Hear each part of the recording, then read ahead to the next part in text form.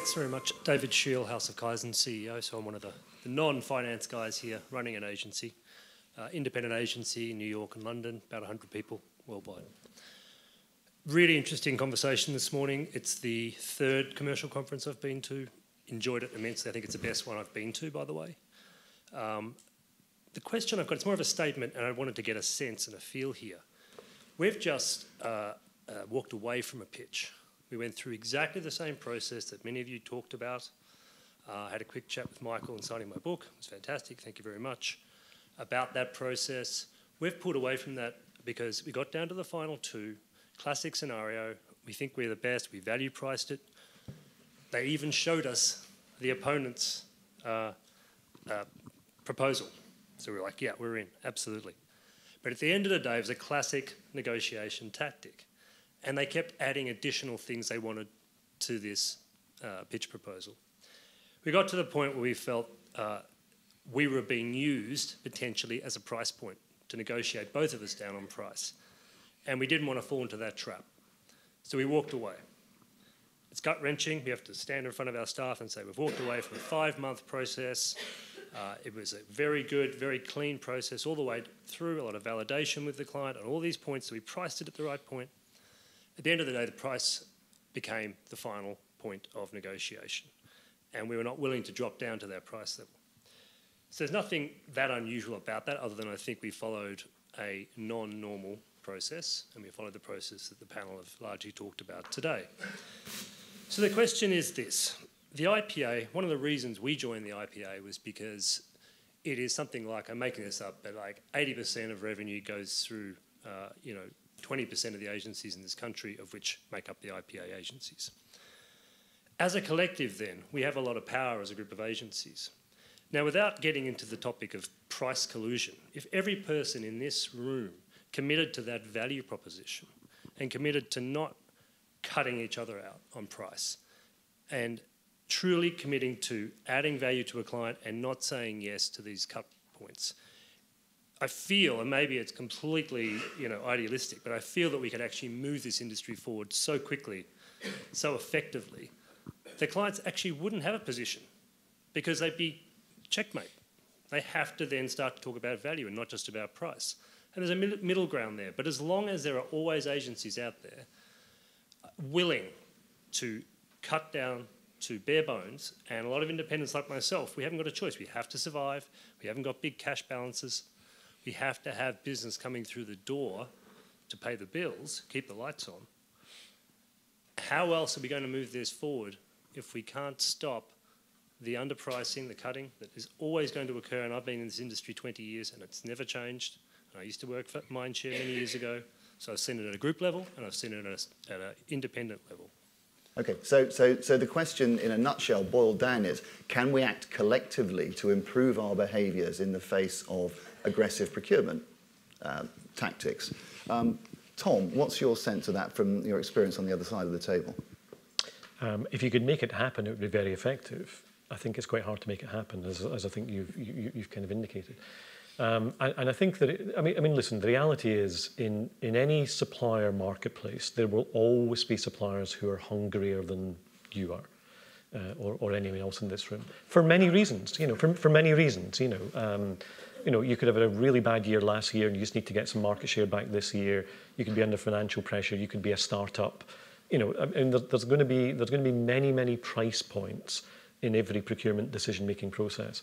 But for me, it comes back to, I'm going to use the words, it's never about price. I mean, I'm going to tell you it is, because actually it's in my interest that that's what you hear. In fact, if you ever go to a client for a debrief, how many clients tell you, yeah, you lost this because you were too expensive?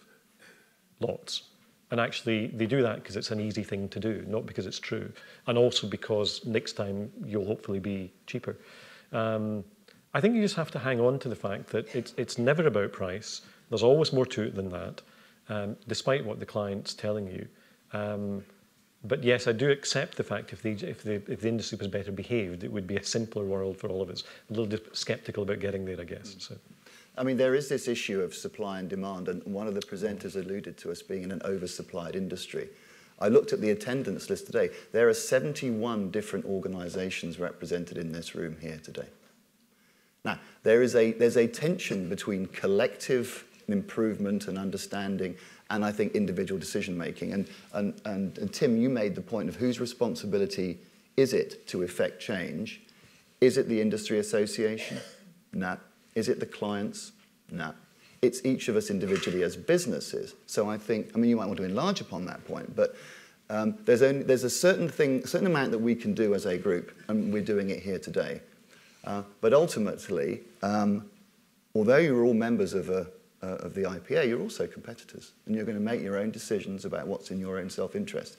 The question is, can we improve, can we raise the level of everybody so that everybody is making better decisions, picking the right battles, perhaps shorter pitch lists, so that the net wastage in that process is reduced. But Tim, any thoughts about responsibility here? No, I think that's right, Nick, what you just said. The only other reaction I had in the situation you described where it's down to two firms and it appears to be a price war, and as Tom says, it rarely ever is, at least the way they're presenting it, is to ask yourself, could you change the unit of value that you're selling?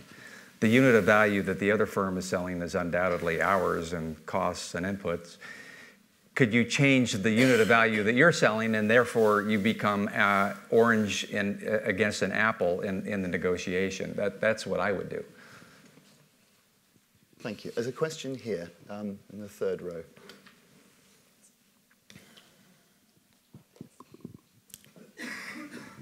This is probably going to come out quite garbled, so I'm sorry about that. I'm Rona, I work in Graham Ear. I just have a sort of musing going on in my head, and that is about our understanding of value and how our clients, what sort of value they want from us. And I think that goes right back to the kind of problems we start solving with our clients and how we look at their business problems. I think we often leap into solving advertising problems, not business problems. And I'm wondering if the whole process shouldn't start with a better analysis of the business problem that the client's focusing on and how we bring value to that, how we solve that, and therefore what our value, our true value is to the client. And I just wonder, in your experiences, are we as an industry good enough at identifying the real business problems our clients are facing and therefore what value we can bring to them and how we then price it and disrupt the processes that they want to go through for pitches and everything else. But for me, that it all comes back to, do we really understand their businesses well enough and their business problems?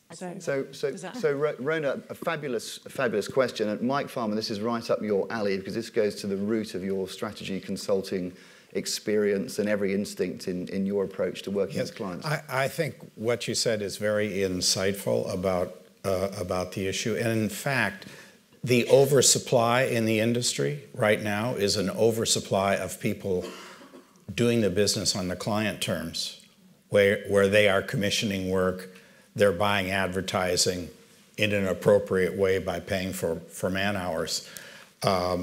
The true value proposition is a business issue. It's not just what you say. It's not a better way of packaging the negotiation.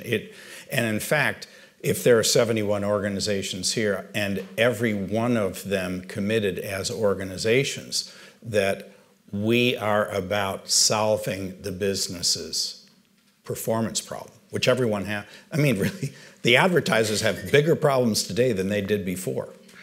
And they are solving them by beating down price. That's how they're getting value instead of getting the sales increase for their brand. So if every IPA agency committed themselves as organizations to solve business problems, create relationships that allowed that to happen, to take responsibility for scopes of work and experimentation and the rest, there would no longer be an oversupply. There would be 71 unique organizations approaching the value problem in unique ways. And in fact, every one of the negotiations would be quite unique. It would be difficult for clients to choose between, do I want this one? This is the way they feel about the business problem and how they're going to solve it, and this is another. It would make it very difficult for that to be a commodity negotiation, which is what exists today. I'll just say briefly, in management consulting, which is all I've ever done, the industry went through exactly the same thing in the 80s. Consulting was a beauty contest business in the 70s. Bain & Company started in 73. And it was kind of crummy because it was the same thing. You had strategic planners that lined up RFPs. And I do remember when Bill Bain, who was quite a visionary about many of the things that we've heard today, said, you know, that's a fool's game. We can't win that one. We're smaller, we're newer, we have some great ideas, but what's missing in this is developing a long-term relationship where we're not having to resell our services every 3 months. How do we get into the relationship business? We do it by focusing on what they need. And he committed Bain, and by the way, it was tough because we were not allowed to develop a new client unless we first had a 3-hour private meeting with the chief executive. You can imagine. Someone was putting out an RFP for, would you study this little problem we have? And we were saying, we'd be happy to do that. We first need a 3-hour private meeting with the CEO. And if we didn't have that, he turned it down. He would turn it down. We could not do it. So this comes back to being selective in your new business. Absolutely. Liz, did you want to say anything on that question? Wholehearted agreement. I think the answer is no. Agencies are rubbish about talking about bottom line business value. We've actually specifically, the part of the launch of Field Day was an ability for us to go to market and have a different conversation with clients. And that conversation is very much based on how we as a team add business value to our clients. So taking it beyond the commoditized output and enabling us to have a conversation about value. And I think a number of the speakers this morning talked about the different frames of value, because I think the last thing we want to do is just walk in and pretend we're suddenly all business management consultants. It is about understanding what is the immediate need. It's quite often where the logic comes from. So it's about making sure that we've thought about that with the mind of actually the larger magic that they need as a business and the roadmap that we're taking them on and how we're going to develop them over time and work with them to solve their problems. And I think the way to start is by trying to do that with clients that already value that in you. Because I think across most of us as agencies, we've got longer term relationships with clients or clients that have followed us around that, irrespective of price or anything like that, they value the difference that we can make to their business.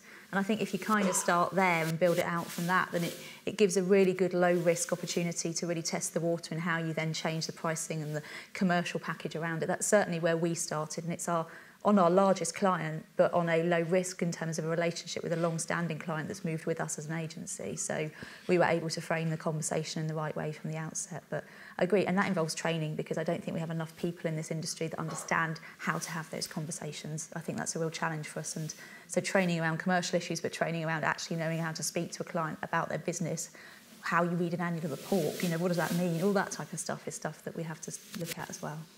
Thanks, Liz. Another question. There's a lady right up here, halfway up on the left. Hi, my name's Elisa. I'm a planner at Grey London. Really, really interesting. Many of you are probably wondering, what is a planner doing in the room today? I just briefly, so I spent 5 years at Deloitte as a strategist before I actually went into the agency world as a planner.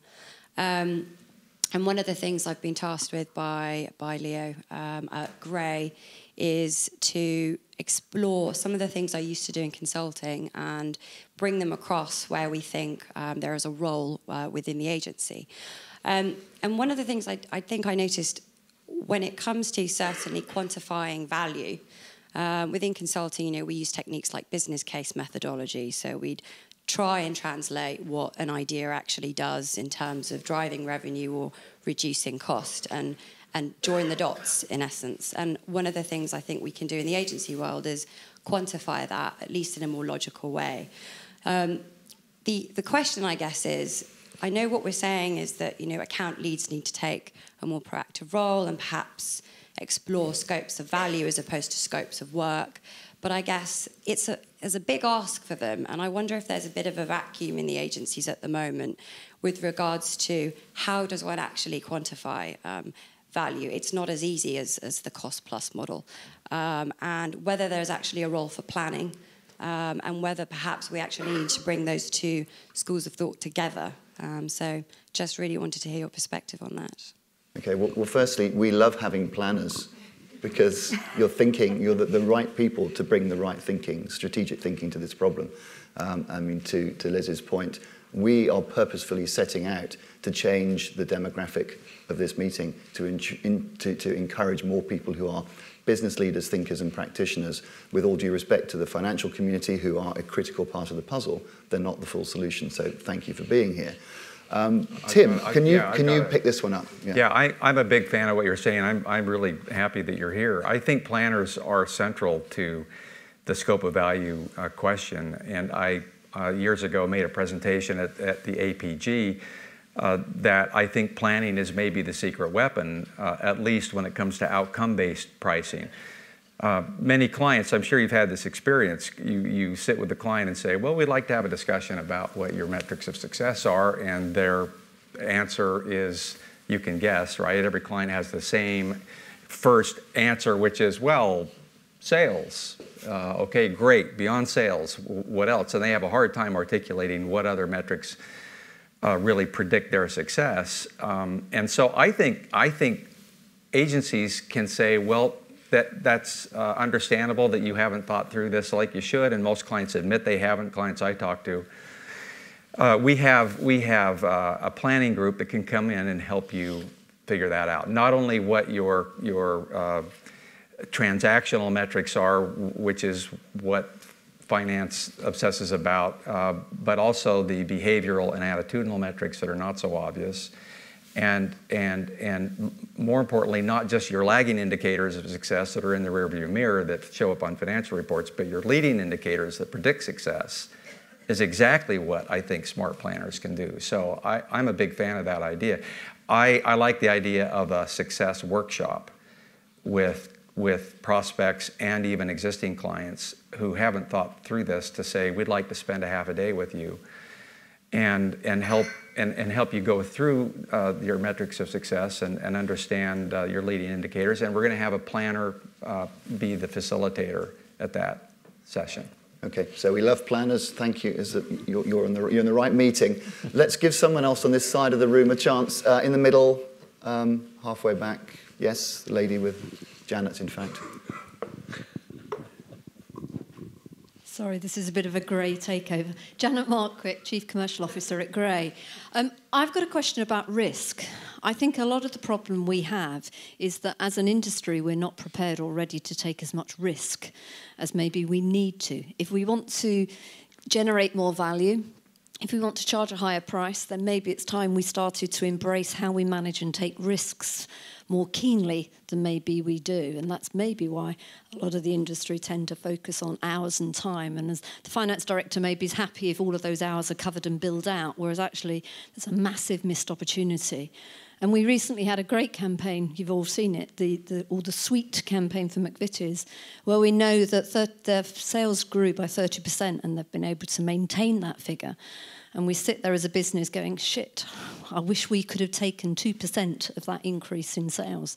But to do that means we probably have to invest in the piece of work, the creativity, and put more at, I hate the word at risk, but we need to embrace and manage risk if we want higher return and rewards. What is it we need to do to make that possible? So there's this sense of deal structuring and being willing and able to accept a potentially lower financial return in pursuit of a higher one. I wish we had Martin Sorrell here, because I'm sure he's got very strong views on the topic.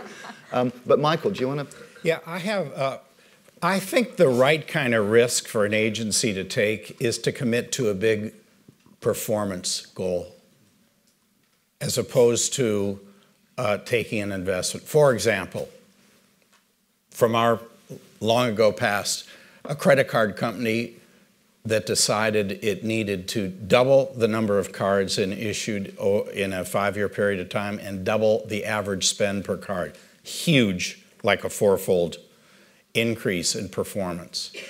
An agency that becomes a strategic partner in that said, we can get you there.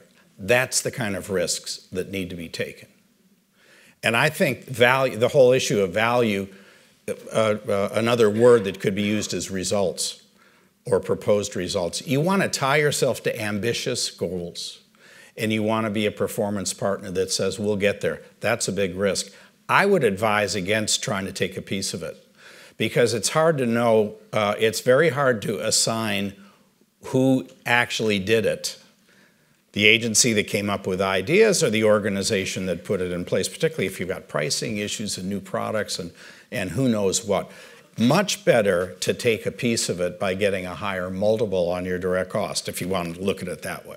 To get a higher fee, which captures the value of what you're doing in tying yourself to that performance goal. That's the way I would think. Yeah, thank you. So this comes back to skin in the game, which depending on who is putting the skin in and who's making the rules, can either be a great thing or it can be just a way of being paid less. I mean, Tom, in the hands of procurement, some of these variable performance-based things, surely they're just a way of making a lot of the fee discretionary from the client's point of view. Oh, undoubtedly, Nick, and I mean, I've been in this situation as well. When I used to work client side in procurement, where I'd built in a PBR thing into a contract, and then the thing didn't work out as promised, and we actually ended up owing the supplier money because of the way the thing had been constructed. And I had the instruction from my boss, go and negotiate it away. I mean, the business just was not prepared to stand behind it. So it's like, I think all of these things have great intents, but the reality is they can cause all sorts of problems when the future doesn't quite work out the way that both sides want to do. And then procurement's job is to just make it disappear.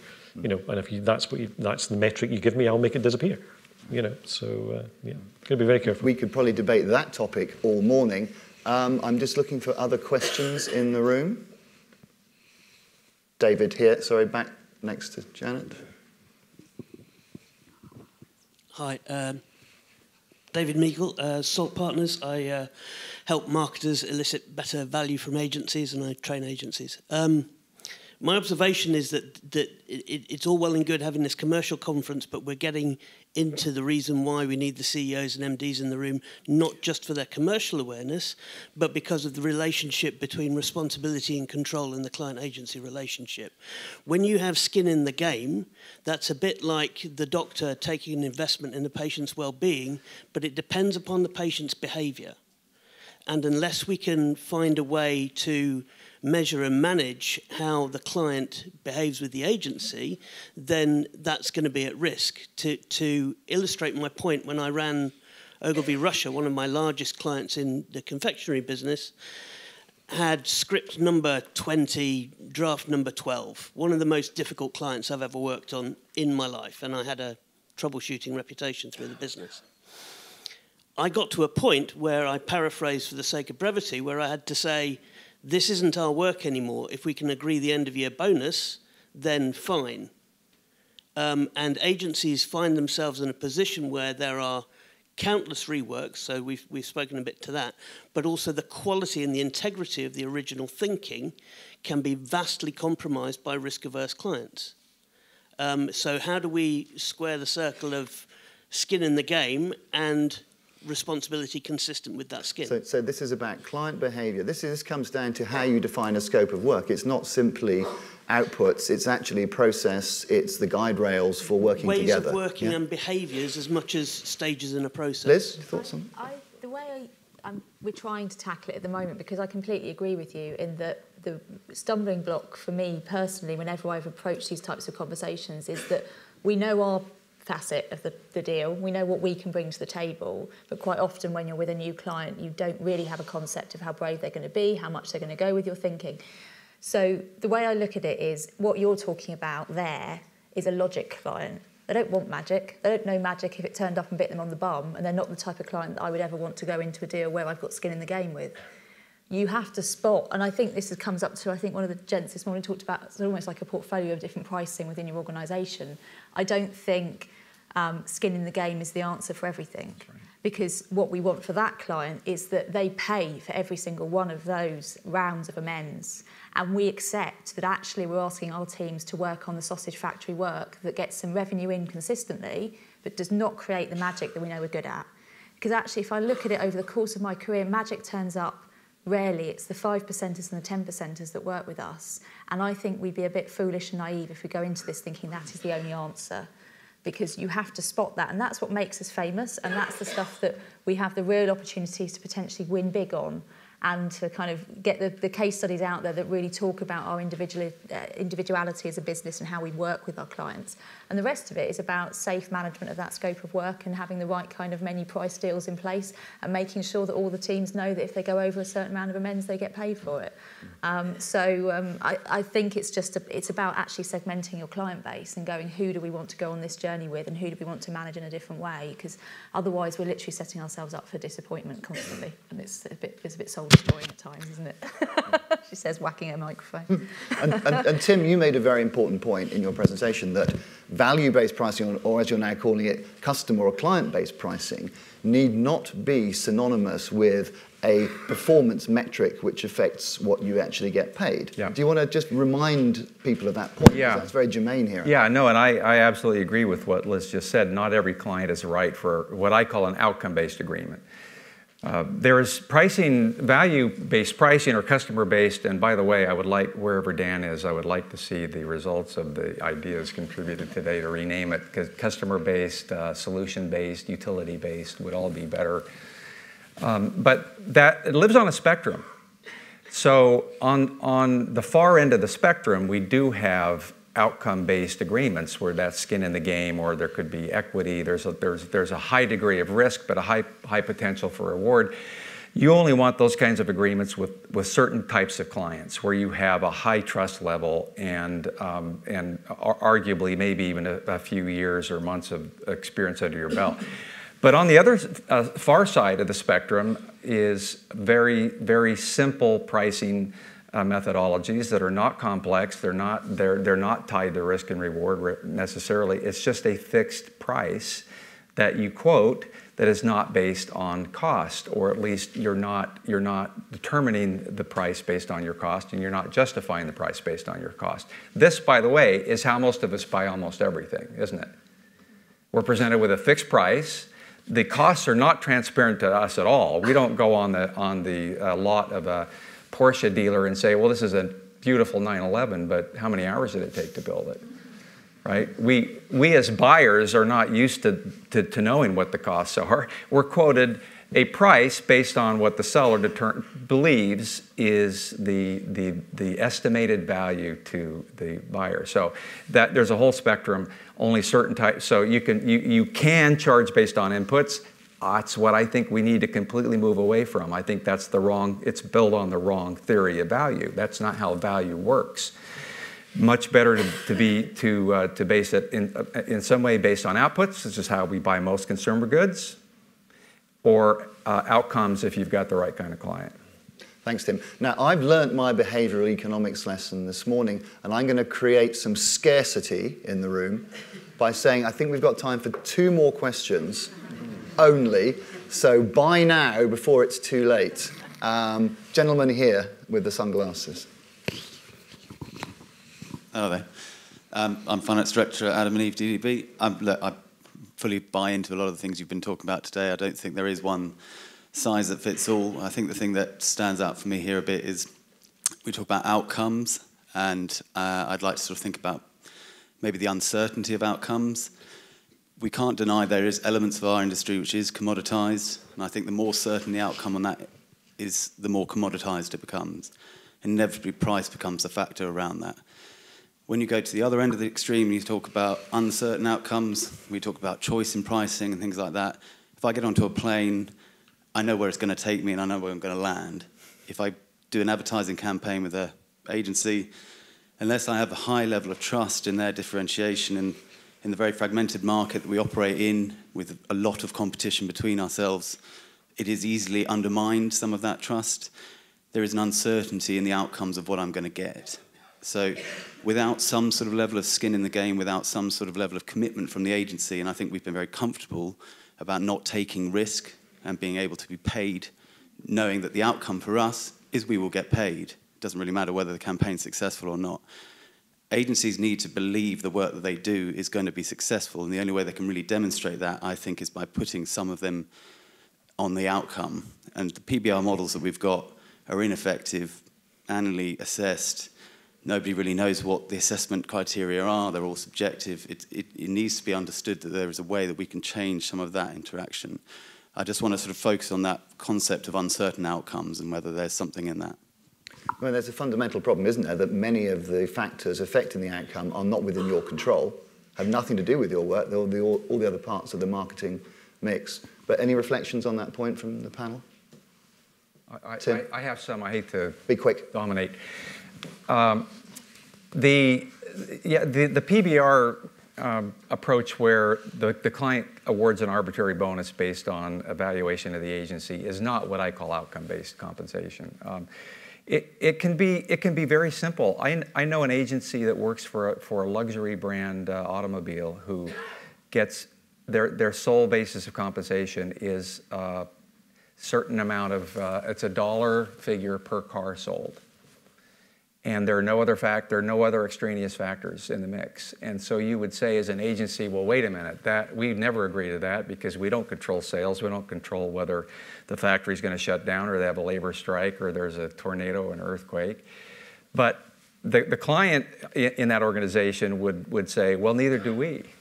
We don't control natural disasters and the weather. And so if we can have some shared risk, if you know what our sales are normally during the course of a year for the past 5 years, you can manage to that and manage for that, and that's what I would call an outcome-based agreement. And it seems imperfect. It feels imperfect.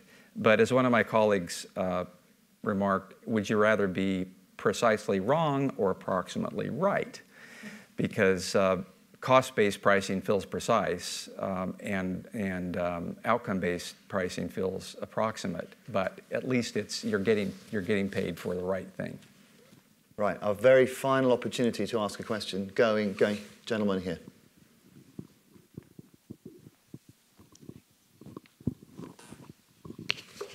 Yeah, hi there, Niall from MC Saatchi.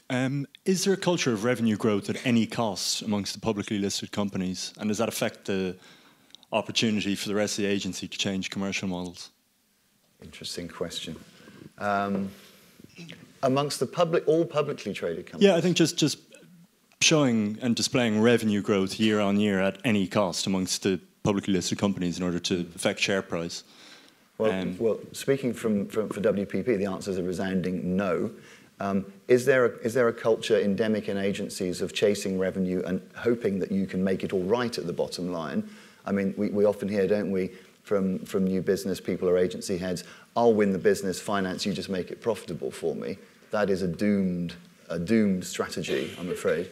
Any Liz, you're running a business out there. I was nodding at Laura in the audience, that's all, on that final statement, because that sounds familiar. I share that point of view. I'm interested to know, and hearing from Nick saying WPP don't, brilliant. I think we're all guilty of being trained to chase top-line revenue growth. I know that's the conversation that my group generally wants to have with me. And I think the conversation, the reframing that I've been trying to do with them and we've been doing as a group as a whole, because it's not just us in isolation, you know, part of a media group. I'm usually a creative agency within a media group, but they've got a very different commercial model. So there's been a lot of discussion around our commercial models recently, and I think we're all waking up to the fact that what we actually have to do is really look at how we change the nature of the ability to make more money out of the clients that we have, not necessarily constantly chasing for the continued top-line revenue growth. Yeah, I guess is it ever viable for a world where WPP reports the value that they have created on behalf of their clients rather than their top-line revenue? You know, I guess that's kind of the question. Well, I guess being a public company, you report a lot of numbers. You report your revenues, you report your margins, you report a certain amount of detail on your costs and your cash, all number of things. And it's all out there in the public domain. I think there's a difference between what at a corporate level one's trying to achieve and what some of the ingrained behaviours are in some of the businesses where there is dysfunction. Clearly, we're all human organisations. So the first answer to your question is no, there isn't a policy of just driving top line. We have to bring everything forward in harmony, in lockstep, margin as well, and you'll always see that. But I think we have some real world behavioural problems within our businesses around people thinking it's somebody else's job to make that extra slug of revenue profitable. So, Michael, you've worked with a lot of senior agency leaders in your consulting career. I think there's a difference between what the holding companies achieve, and Nick's right. There are many, many numbers, including organic growth and growth from acquisition. But the individual businesses who are under a lot of budget pressure, which is the case, because I showed you the price curve. The price curve is going down. And but the agencies are committing to stretch budgets for the full year. They're usually behind the 8 ball by February, worrying about whether they're going to make their numbers or not. And given the fact that half the costs are fixed or they feel fixed, in those circumstances, people chase sales, not margin. Because they think what we'll do, if we can pile on the sales, even if it's low margin, we can over-recover our overhead. And therefore make our numbers. So it's unfortunate that there's a huge performance pressure on agencies in an environment where the prices are coming down, and that forces people to chase volume. But that's very different from what the holding company is trying to achieve with its mix of numbers. So talking of budgets, we've comprehensively blown our time budget. Thanks for your engagement, your questions. Thank you to the panel, Liz Barnsdale, Mike Farmer, Tim Williams and Tom Kinnaird. They will be around afterwards at lunch, and you can buttonhole them and continue the inquisition then. But thanks very much for being so engaged as an audience. And now we need to move on towards our keynote speaker.